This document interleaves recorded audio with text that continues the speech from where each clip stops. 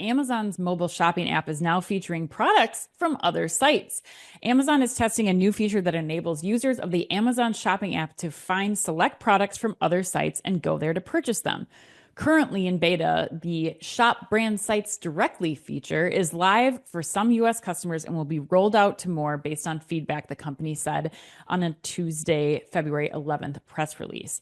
Customers who have access to this beta search will find in their search results select products that Amazon doesn't sell in its store alongside the products that Amazon does sell, and they will see a link to the brand's website, according to the release. When customers click on that link, they will receive a notification that they are leaving Amazon and will go directly to the brand's website where they can evaluate the product and make purchases directly from that brand. Now, here's the kicker. If that brand happens to have Buy with Prime enabled products, Prime members will then be provided with free delivery, easy returns, and customer support for the items that they purchase directly on that brand's website. Lisa, we're going to you here with this one again. What are the pros and cons here of Amazon testing if consumers will want to buy products from other websites via the Amazon mobile app?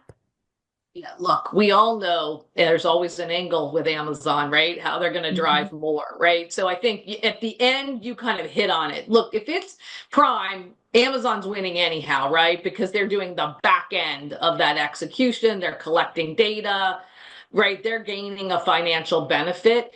They're also gaining insights of what don't I have on my site? Maybe their algorithms aren't perfect, but now this will be a new algorithm they can add because they'll have some access, some way to understand how the consumer, is going from site to site. Look, I don't know that I can necessarily see a con on it at the end of the day because ultimately there's so many different learning and revenue streams and opportunities that I think Amazon does get from this. Plus, in a lot of ways, it'll benefit their partners. So it actually, in a different way, is a new positive shift on their partnerships because they're saying, hey, if you don't allow us to carry this from you on our site, we're going to still support you. Now, likely they're driving that, kind of Prime deal with them simultaneously. But honestly, I think generally speaking for Amazon, it's a win-win. For brands that don't have, great accessibility, I think it's a win for those brands.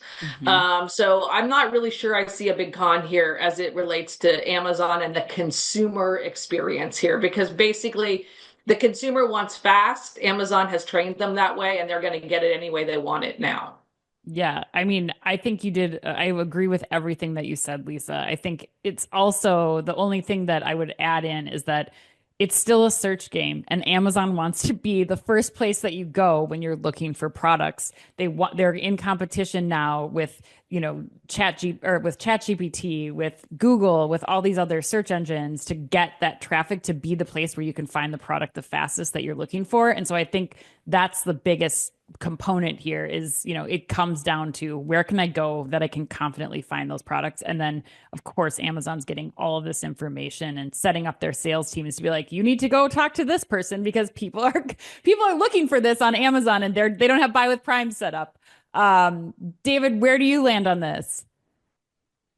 I think when you got to pay for a $600 million wedding or replace the teak on your boat because you used the legal ones, you need another revenue stream, right? And this is a perfect revenue stream for Amazon. This is buying. You guys already pointed it out earlier, right? Amazon's a nerdy tech company and effectively a supply chain company, so it's a perfect play.